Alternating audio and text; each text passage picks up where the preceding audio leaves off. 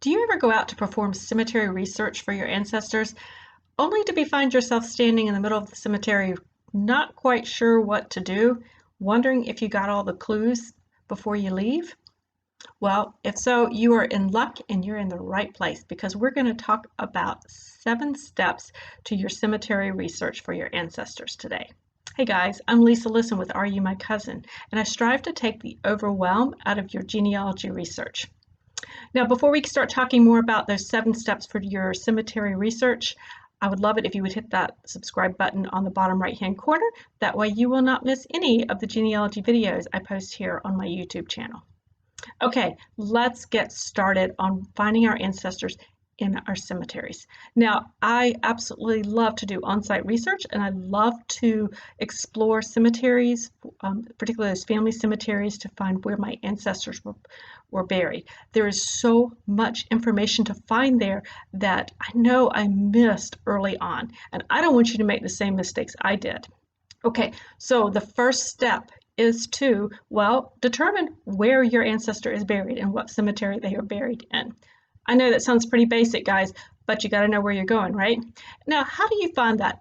Now, guys, I will put a link in the description below. I have a whole article about finding your ancestor's death date and more information about your death date. But very quickly, just to highlight some of those, you're going to research and check obituaries. You're going to check the death certificates, which will put down where somebody was buried. And quite honestly, ask your family. Believe it or not, we tend to forget to ask the people who actually already know those answers. You can also find your ancestors' burial place and cemetery by using those online databases like Find a Grave and cemeterycensus.com, others family trees who've put them out there.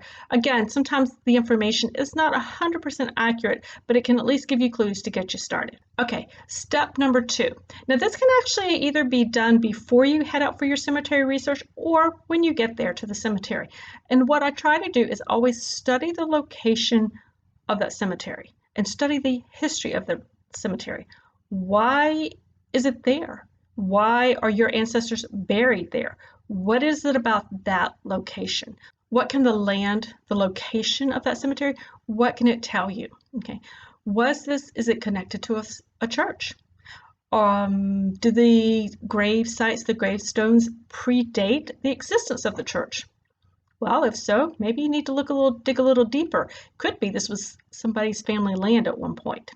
So those are types of things that you can start to look at and figure out why is it there. Number 3, take a picture of any signage that is around the cemetery. So if you're going, I usually take a picture of the main gate. I'll take a picture of any signage that might say hours, it might give us a name, it might say when the cemetery was established, it might have a phone number. Definitely if it has a phone number, take a photograph of the office or who might be in charge of the cemetery. That's going to be very important because if I have that number, I can then call and see if I look for burial records themselves.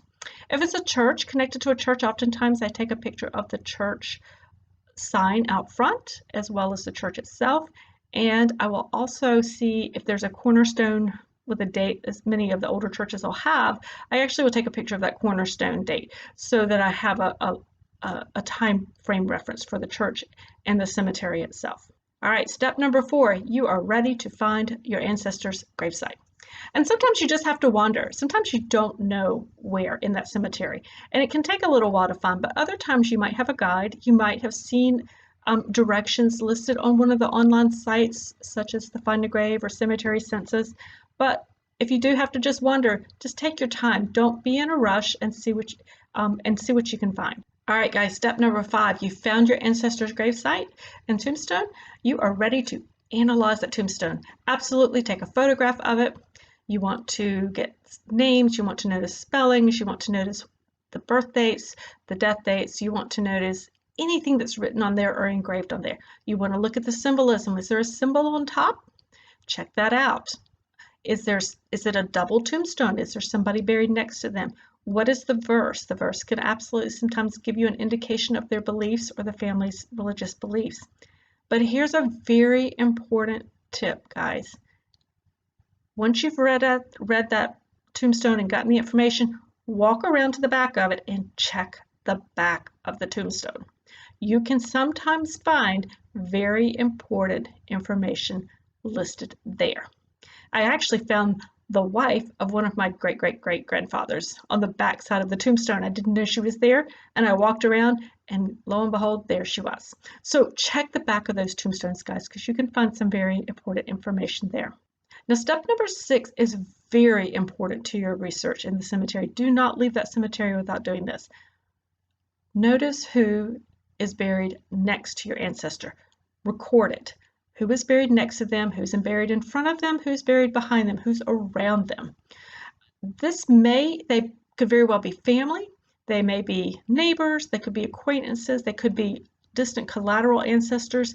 You may recognize who those people are and you may not. Either way, that's just fine. Record it and make note of it, because as you proceed with your genealogy research, those folks and those surnames may come into play and be important to your future research. And lastly, guys, number 7, when you get back home, record all your information into your family tree program, whichever one you use. Upload your photographs, edit them if you need to, make any notes or any thoughts to yourself. Do this as soon as really you can when you get home, because you may have notes you want to make to yourself, and it's just easier to do while it's still fresh in your mind. Okay, guys, go out and have a fantastic and successful research trip as you head out into the old family cemeteries. And be careful out there, guys. Have a great day, guys. Bye.